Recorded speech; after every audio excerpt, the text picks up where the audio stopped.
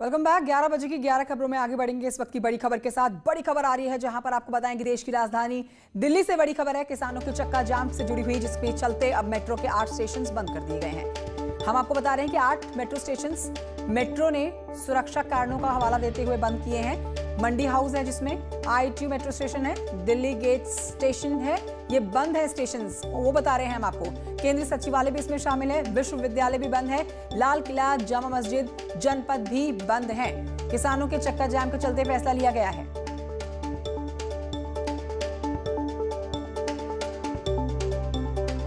तो दिल्ली में मेट्रो की सुरक्षा के मद्देनजर ये कदम उठाए गए हैं। हम आपको बकायदा एक एक मेट्रो स्टेशन बता रहे हैं। कौन कौन से हैं वो 8 मेट्रो स्टेशन जहां पर बंद किया गया है आज।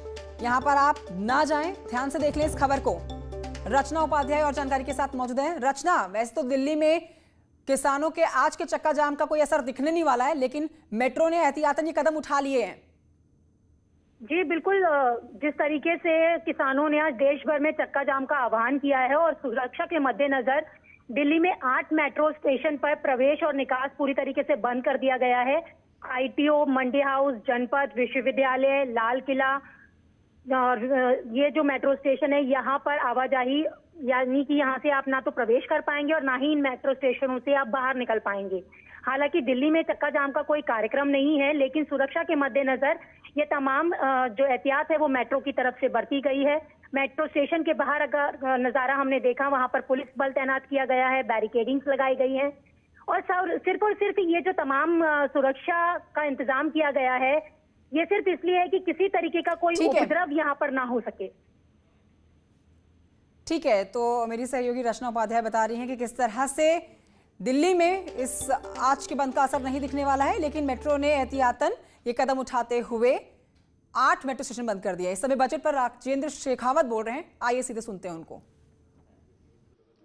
छोटी और बड़ी सभी अर्थव्यवस्थाएं बुरी तरह से संकुचित हुई और ऐसे देश जो अपनी अर्थव्यवस्थाओं की ताकत का दंभ पूरे विश्व भर में भरते थे, उनकी अर्थव्यवस्थाओं को धराशायी होते हुए हम सबने देखा है। कोरोना की आपदा के समय में सभी देशों ने अपने अपने दृष्टिकोण से, अपने अपने विवेक के आधार पर सरकारों ने कोरोना के संकट के समय में अपने लोगों को सहायता प्रदान करने की दृष्टि से निर्णय लिए।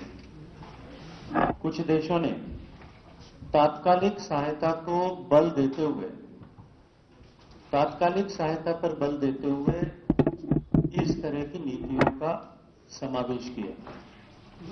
कुछ ऐसे देश थे जिन्होंने बहुत दीर्घकालिक सोच के आधार पर निर्णय किए और तात्कालिक संकटों को एक बार निकल जाएंगे इस दृष्टि से विचार करते हुए काम किया।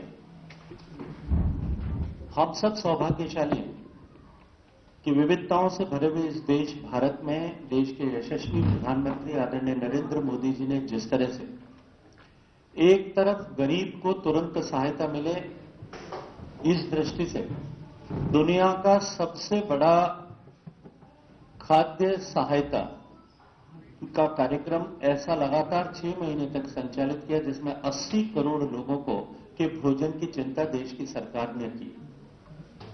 इसके अतिरिक्त गरीब व्यक्ति को उस समय तात्कालिक नगद सहायता के साथ साथ में अनेक तरह की असिस्टेंस प्रोवाइड की गई।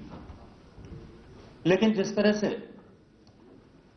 पूरे विश्व भर में 100 साल पहले जो इस तरह का पेंडेमिक आया था, उस समय को लेकर के जो उदाहरण था कि उस पेंडेमिक के समय में, उस आपदा के समय में, स्पेनिश फ्लू के समय में अमेरिका के तत्कालीन राष्ट्रपति ने यह निर्णय किया था कि इस आपदा को हम अवसर के रूप में लेते हुए अमेरिका फर्स्ट की नीति के साथ में काम करेंगे और उसी का परिणाम हुआ कि आज अमेरिका दुनिया की वैश्विक आर्थिक महाशक्ति बनकर उभरा। हम सब 130 करोड़ भारतीयों को निश्चित रूप से इस पर गर्व होना चाहिए कि अब की बार जब दुनिया इस आपदा से गुजर रही थी, तब केवल एकमात्र भारत ऐसा देश था जिसने इस आपदा को अवसर पर में बदलने की चुनौती को स्वीकार किया और माननीय प्रधानमंत्री जी के नेतृत्व में उन्होंने आत्मनिर्भर भारत बनाएंगे इस संकल्प के साथ में काम करना प्रारंभ किया। अभी वर्तमान में 1 तारीख को माननीय वित्त मंत्री जी ने जो बजट प्रस्तुत किया और बजट की प्रस्तावना में जो उन्होंने उल्लेख किया कि पिछले वर्ष के बजट और इस वर्ष के बजट के बीच में 3 आत्मनिर्भर भारत की घोषणाएं वो अपने आप में इतनी बड़ी थी कि वो मिनी बजट का स्वरूप था। 27 लाख करोड़ रुपए की घोषणाएं उस समय में की गई और आज उसी का परिणाम कि अर्थव्यवस्था के आकलन के किसी भी पैरामीटर पर, किसी भी इंडिकेटर पर असेस करके देख लीजिए, भारत की अर्थव्यवस्था दुनिया की बड़ी अर्थव्यवस्थाओं में सबसे ज्यादा तेजी से न केवल पटरी पर आने वाली अर्थव्यवस्था बनी, अभी तो भारत की अर्थव्यवस्था ने दुनिया भर में एक नया आदर्श प्रस्तुत किया है। इस आपदा को अवसर में बदलते हुए भारत को आत्मनिर्भर बनाने के संकल्प के साथ माननीय मुख्यमंत्री, माननीय वित्त मंत्री जी ने ये बजट प्रस्तुत किया है।